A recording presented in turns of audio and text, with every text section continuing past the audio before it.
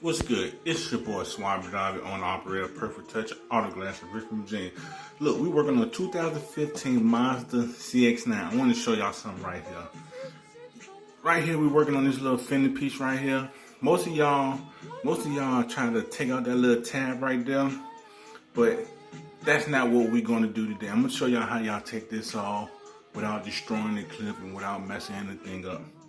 Right now, I'm just trying to find somewhere where I can slide my little fiber tool in. And once I do that, I get right behind it. Get right behind it and just pop that whole thing out. Just pop that whole thing out. So, boop! Didn't break nothing. All good to go. But anyway, that was a little tech tip. So, we're working on a 2015 Mazda CX-9. You remove the cowl, and if possible, remove the molding by hand. But if you can't, make a small incision with a long knife or something, and remove the molding. So I'm starting off with the smallest blade, which is my 1/2 inch. And I'm coming through and I'm taking my time. Coming through and I'm taking my time. Remember, technicians, you want to take your time. You want to ride the glass.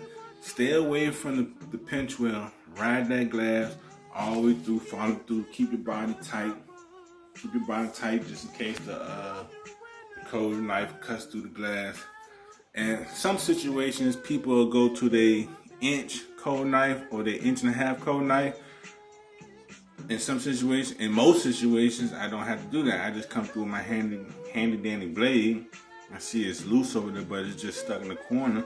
So I'll just come through with my flat blade and then just pop that loose.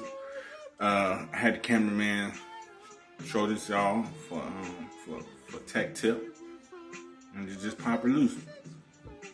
It's all about working smarter, not harder.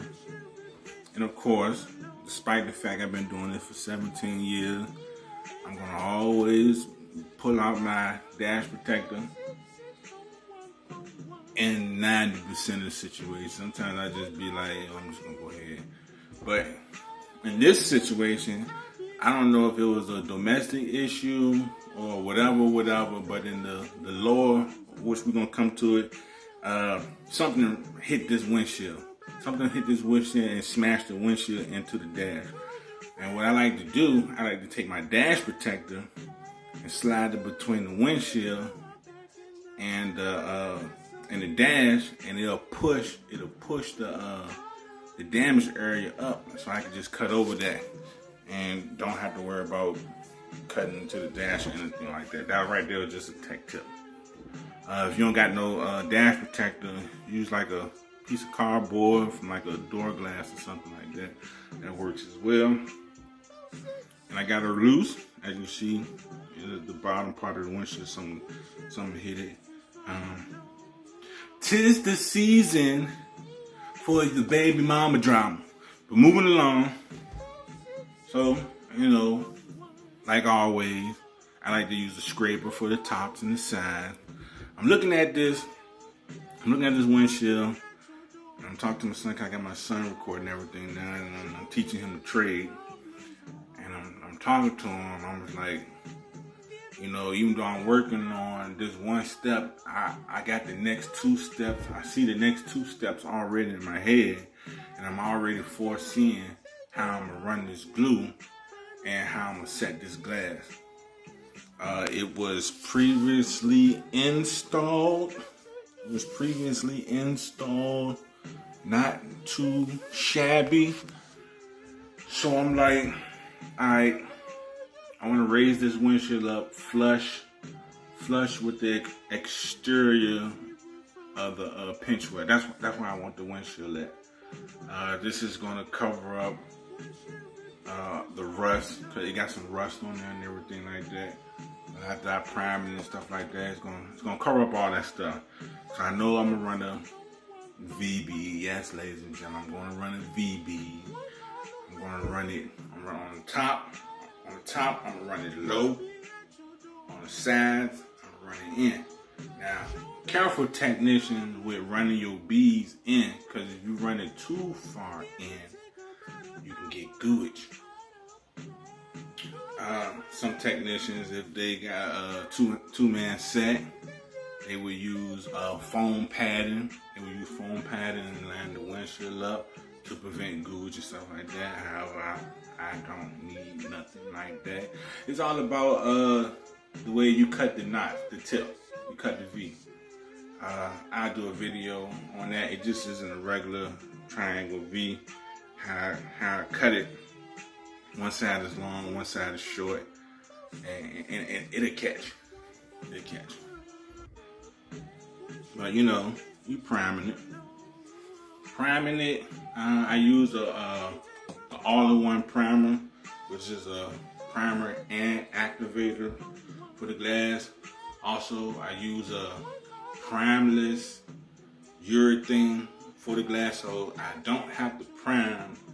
I don't have to activate the windshield because I use primeless glue, but I like to prime and activate the windshield regardless, just because I just like to do it.